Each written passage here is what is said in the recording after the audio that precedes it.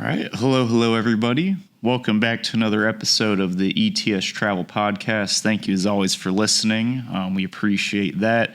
I'm John, part of the ETS team, one of your business development managers here.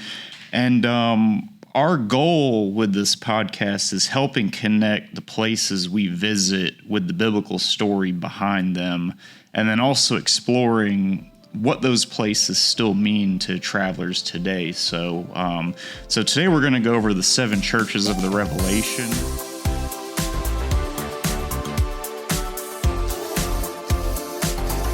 This is a very popular up-and-coming tour that we've sold a lot of done FAMs to, and our viewers and listeners wanted us to dive in a little bit deeper. So with me today, as always, is Bethany. Hey, everybody. So I've worked with the ETS programs focusing on biblical history and pilgrimage travel, and my role is going to be to help connect you guys with the scripture to its historical and geographic context. So especially in places where, archaeology and ancient cities, they have so much history on their own that's intersecting with the early church and which affected which and back and forth. So, we'll find some interesting parts today. Awesome. So, in this episode, we're also beginning a new series on one of the most compelling journeys in the book of Revelation, the 7 churches of Asia Minor. These weren't symbolic locations in the abstract. They were real cities with real communities receiving real messages in the first century. And when you visit them today, you're not just looking at ruins, you're tracing the geography of the early church itself. So we'll first go over Patmos and the Apostle John. So before we get into the 7 churches themselves, we should probably step back and ask, where does this entire message come from, the book of Revelation? Yeah, so of course it comes from and is associated with the Apostle John. So early Christian tradition holds that John was exiled to the island of Patmos. He had been preaching in opposition to Roman emperor worship that was popular at the time. And so he was seen as a political threat because he was having this effect of converting and bringing more to Christianity all through Asia Minor area. So what is now a very lovely island today, Patmos, at the time was just a Roman penal colony. And so there's no city, there's not really infrastructure. You kind of just get sent there expecting that you're not going to come back. And you got to kind of work pretty hard to survive. So the Apostle John really only survived there because he had developed so many followers and converted so many in Ephesus that were among especially the wealthy silversmiths and people like that. So they would send him food and supplies. So that literally, kept him alive on the island until he was later allowed to leave. One emperor dies, the next one, less concerned with being worshipped and wanting to change things politically. But it's on Patmos that he receives the visions that will make up the letters that he would write that became the book of Revelation as we have it today. So, from there, he directed the messages to the 7 real churches that were located in Asia Minor at the same time. Gotcha. So, Patmos itself is not one of the 7 churches, but where the message begins, right? Right. So that was where John was stuck when he received the visions in the cave that you can still go and visit today. It's quite neat. There's a monastery there, and they've done a tremendous job in trying to preserve it, and they've created a little chapel down there. So it's separated geographically from the churches.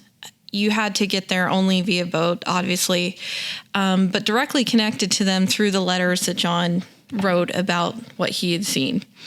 So the separation is important because it highlights both his exile and communication within the early church world and how slow it could be sometimes and how difficult it could be. And so the fact that these letters and oral traditions from them were able to be preserved and make it to our time in our modern Bible is just incredibly awesome when you think about it. Gotcha. So, and when people visit Patmos today, how does that shape their understanding of the revelation? Yeah, I think when you go and see the cave where he was living and exiled, it helps to kind of frame the revelation as something received in isolation, but intended to go out to the communities and to provide them warnings and give them strength and an idea of what was going to come. So you move from a place of solitude and vision to a network of cities and churches across the region, and then it would spread out from beyond there as well. So the contrast really becomes key in, a revelation can come in isolation, but it's always meant to be shared and lived out within a community. Gotcha. Thanks for that. Now that we have the background on the geographic source, I think we need to answer a basic question. Why 7 churches and why these cities? Yeah, so the 7 churches come directly from Revelations chapters 2 and 3, if you're reading it, and they were real historical Christian communities and the largest at the time. Because, of course, anywhere that John or Paul or Timothy or Barnabas, in their many trips across Asia Minor, they would obviously preach anywhere and everywhere, but these are where they really developed stronger, larger communities, and Christianity was really having an effect. That's why John was seen as, a political threat and exiled. So the number 7 in Revelation, and the entire Bible for that matter, often symbolizes completeness, and not limitation. So these churches were connected by Roman roads and trade routes as well. So you could get letters to them, you could spread messages, come across commuters and those kind of things in one town that would then spread the word and take it back to their hometown. It was all very, very connected. So each church reflects both a real community as well as a specific spiritual message that we'll talk about.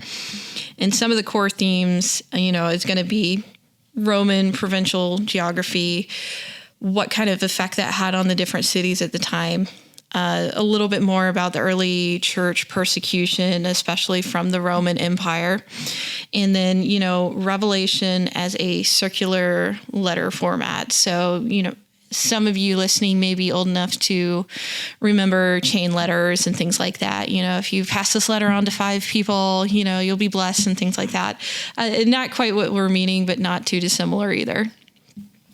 Awesome. So really before we even get to the cities themselves, this already feels less like abstract prophecy and more like a message sent through real places with real people there. So we'll get into a little bit of Ephesus now. That's where we'll start. Archaeologically, this is one of the best preserved Roman cities in the region. Its library, facade, theater, and main streets are still visible today. What kind of city was this? Yeah, even at the time of John and Paul, this was pretty much the largest city in Asia Minor. It became known in Revelation as the Loveless Church because it forsook its first love. So the first love there was a local god, and the silversmiths and the entire industries in and around Ephesus were all dedicated to selling silver statues of this god. And, so it was a major Roman port and commercial hub. They would do all this incredible silversmith work. They would ship it out. People would come to Ephesus specifically for it. And it was also home to the famous Temple of Artemis. So you can still see bits of that, even though it's not intact anymore when you visit Ephesus today. And the excavations also reveal extensive public buildings, road, civic infrastructure. I mean, you can walk through the whole Agora and Market Street and kind of get a feel for the size of shops in the time of Paul and things like that. They've excavated the terrace houses, so you can see what a house in Ephesus that someone would have lived in. You get a sense of what that would have been like. They even now, in our groups that are starting to travel to Turkey coming up this fall, are going to get to enjoy seeing a new exhibit where you can see everything kind of in a 3D virtual reality in color, what it would have looked like in the time of Paul and John. So it's really, really fascinating, and hopefully you'll get to see it if you haven't already.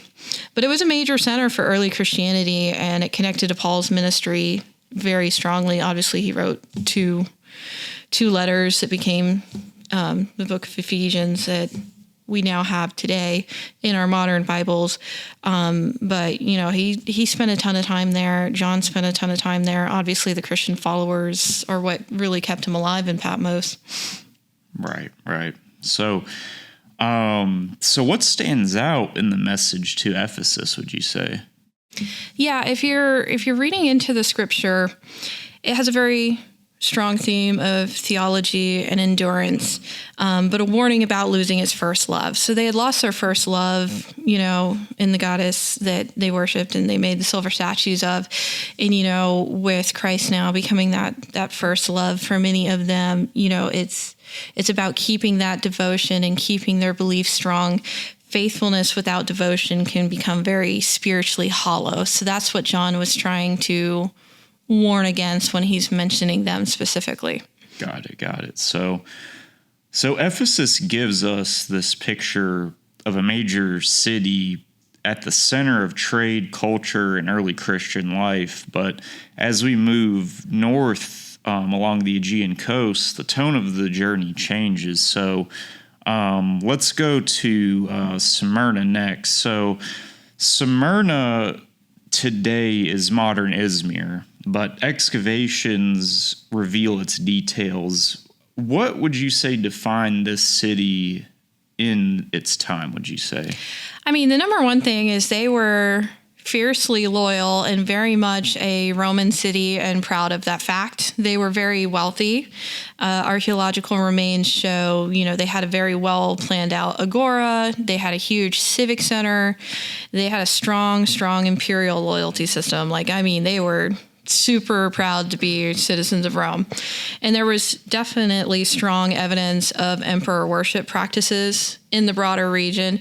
And, if you were going to go back in time, because they were so closely tied to Rome and very proud of it, I imagine, the cult of the Roman emperor was very, very strong there. Gotcha. And what would you say the message was to Smyrna there? Sure. So while they did have a Christian community there and it would grow, it was smaller and not as strong as what you had in Ephesus. And, so the themes that they're talking about in the churches, in the Revelation letters to the churches, it's really encouragement specifically to them in the face of persecution, calls for endurance, you can wait them out. My kingdom's going to come later, which is obviously the big main theme of the book of Revelations. And so it's one of the more affirming messages. He's not chastising. He's just basically saying, stay strong in your beliefs. You can endure this. You can get through. Right. So Smyrna felt like a city defined by pressure from the outside, holding steady in the middle of it. But if we keep moving inland and uphill, we arrive to somewhere even more politically and religiously charged. This brings us to Pergamum. So Pergamum is remarkable archaeologically, and it still is one of the steepest ancient theaters in the world. And the remains of massive temple complexes on the Acropolis. What made it so unique? Again, it was another major political capital. It had a very famous altar of Zeus. It originated there. When you go and try to see it in Pergamum, it's not in Pergamum anymore. It was moved to Berlin. And so if you're visiting Berlin, they have the Pergamum Museum where you can go and see they took all the stones and reconstructed the altar and the whole temple and everything over there. So I've been to Pergamum a couple times, but I haven't made it to the Pergamum Museum. So that is one thing I would like to do someday so I can see, not just the footprint of the temple, but to actually get to see what remains of it that's now in Berlin. Very interesting. So there was a lot of archaeological evidence, of imperial cult temples and altars and a lot of the pagan worship of the Greek gods and things of those times. So there was a very strong association with Roman authority and religious pluralism. So rather than believing in one god, they worshiped the emperor plus all the Greek gods. And so you had the polytheism very, very strongly there. Gotcha. So with Pergamum, what would you say was the core tensions here? Yeah, it's similar to the other cities we've talked about, definitely external political pressure. Because it is a big capital city, you would have wealthy consuls and people that were ruling over the city and reporting back to Rome. So, the ragtag Christians starting kerfluffles and leading people away from worship, that definitely was a threat to power. You had the internal temptation toward cultural compromise of, we've always believed in many gods, so we believe this is the one true God, but it's okay if they believe in other gods. It's not too dissimilar from some things you hear still in modern times for sure. And, faith existing inside a dominant imperial system is difficult. And that's why so often in the New Testament, you'll have them talk about kind of the order in which you listen to of God and the government, but you still have to give Rome what is Rome. So taxes and things like that, you just have to live within. So this was a church that definitely needed to repent because they were very wishy-washy. Gotcha. So Pergamum places us right at the intersection of political power and religious identity. As we leave that major civic center behind, the cities become less monumental, but no less complex. So the next that we're going to visit is Thyatira. Hopefully pronounced that correctly. Yes, you did. Good job. Very good. I'm great with pronunciation. So Thyatira has fewer monumental ruins than the coastal cities, but inscriptions and trade evidence show that it was a major guild and production center. What do we know about it today? Yeah, so they were very heavily into textile production. So, they would produce a lot of the textiles that would then get shipped out to like Ephesus to be traded out and sent out in ports and things like that.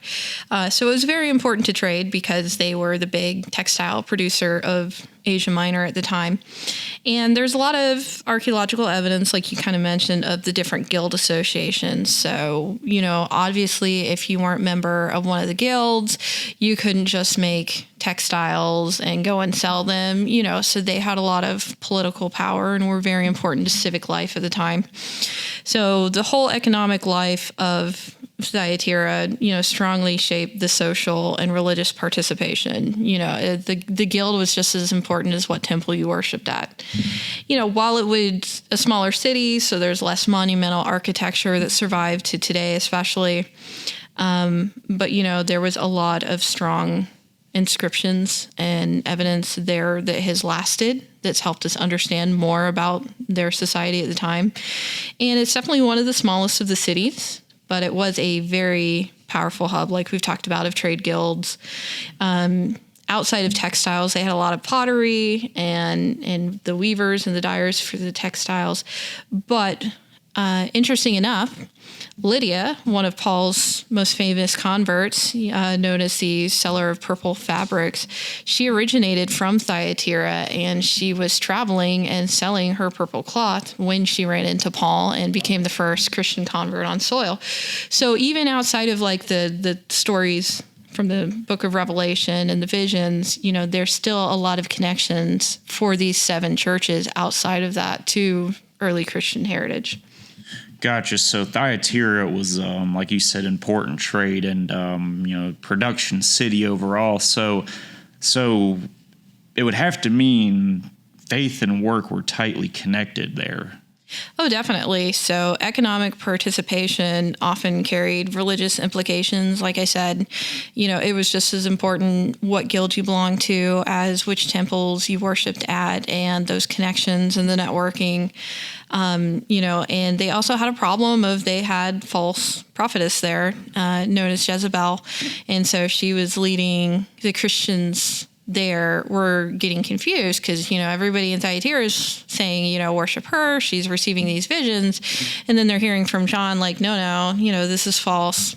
Here's the true visions and things like that. So it's really fascinating as you're reading about that there and you're connecting the Jezebel of the book of Revelations to the false prophetess that they had there at the time. So again, you see it's not just entirely a vision of the future, but as well as warnings of what could happen to them because of the specific things that were happening in the time of the early church.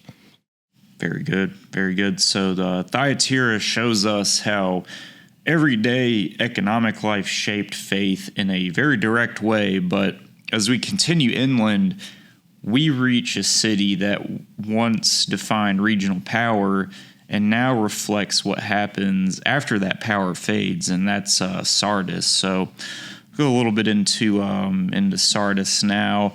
It has very impressive remains, for sure. What would you say stands out about Sardis archaeologically? Yeah, so it was once the capital of the Lydian kingdom before it was overtaken by Rome. So it would have been part of Rome at the time of John and Paul. And it has one of the largest Roman era bath and gymnasium complexes that's still visible today. So you can walk through it and get a sense of what it was like at the time. And it also has one of the earliest known synagogues that's been found outside of Israel and kind of the more Middle Eastern region.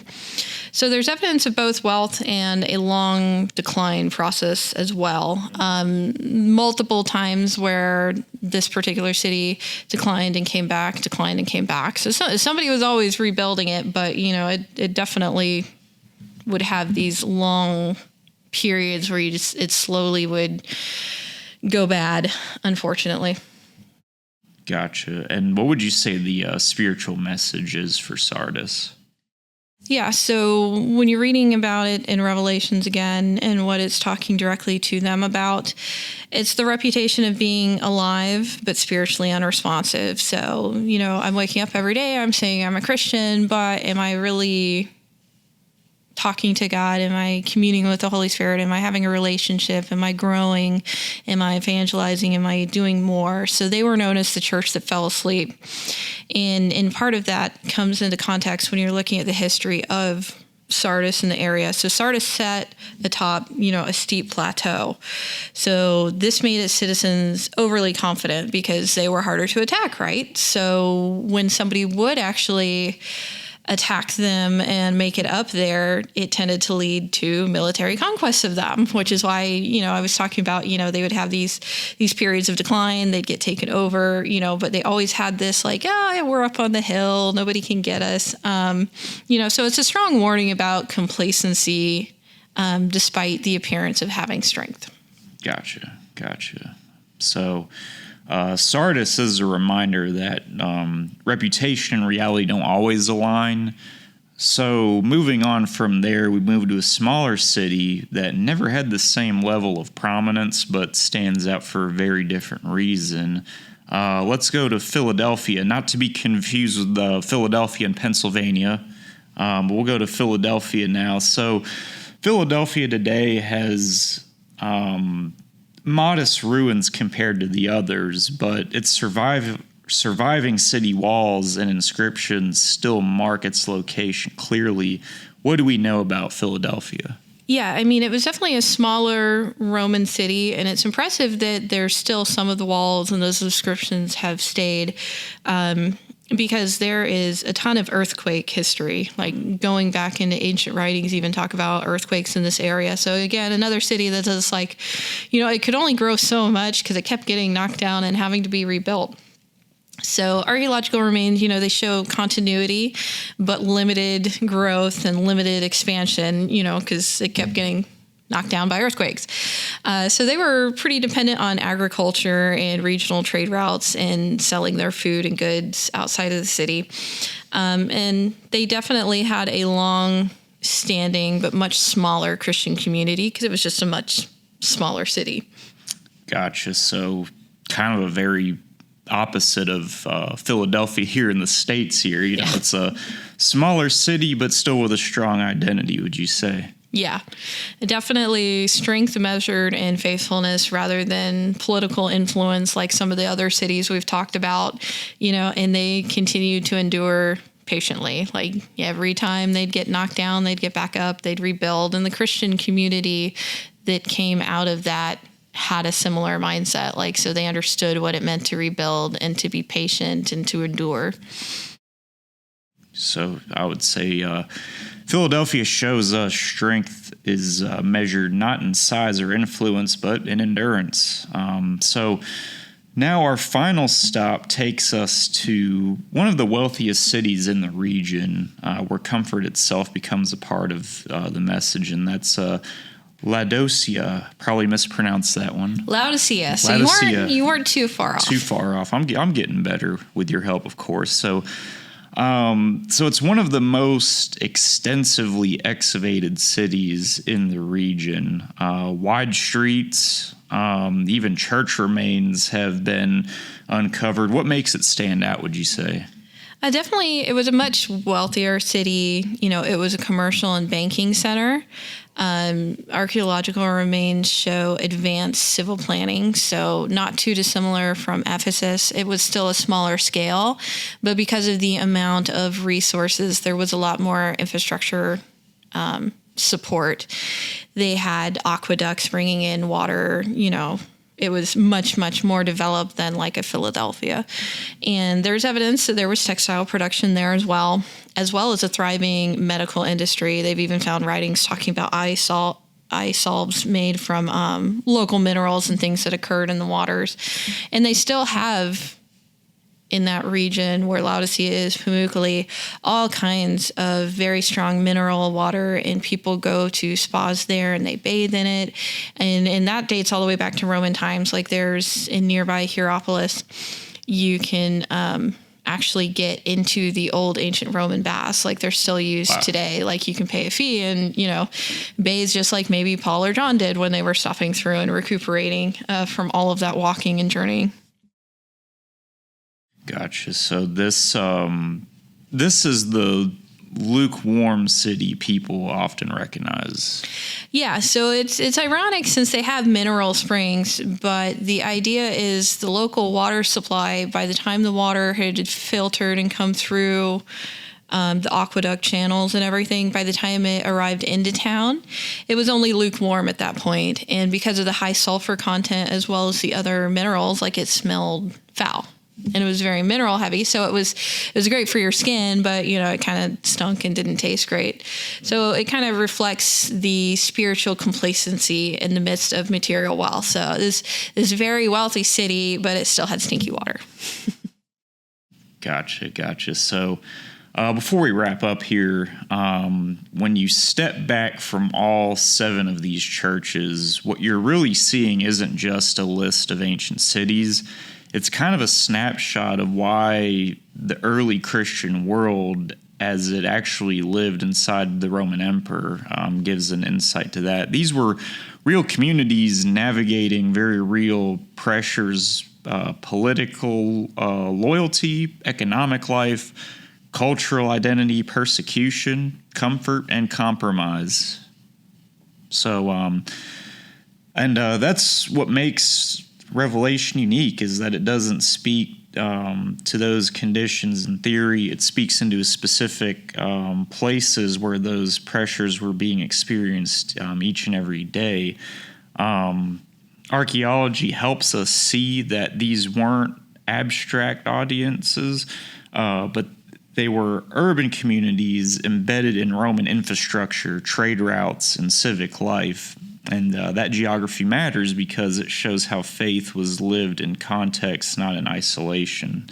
So when we talk about the 7 churches, we're not just studying ancient letters. We're walking through real streets, real ruins, real histories, trying to understand how real people held on to real faith in a very real and different kind of cities. And maybe that's what makes this journey still relevant today, I would say, because while the names of the cities don't change anymore, the challenges that those churches faced still feel really similar, would you say? Well, definitely. The setting may be ancient, but the questions are still present. We still ask ourselves, am I too lukewarm? Can I endure things? Have I forgotten my first love, my devotion, things like that? These are still questions we ask us in our faith walks and journeys today. And that's why the sites, continue to matter for travelers, students of Scripture that want to learn more about the difficulties of the early church that still can apply to us today. And anyone interested in how belief is still lived out in the real world, and just how it came to be, you can trace it all back. And that's why it's so important to go and visit and feel those connections to the early Christians. Awesome. Well, thank you as always for being here, being our, historical and geographical expert as always. We appreciate that. And thank you all to our listeners, the ETS Travel Podcast. That's going to wrap up today's episode. As always, thank you so much for joining us. Be sure to subscribe to the podcast, like it, share it with like-minded travel advisor believers. And next time, we're going to be talking about what we have available in 2027. So stay tuned. And until then, may the Lord bless you.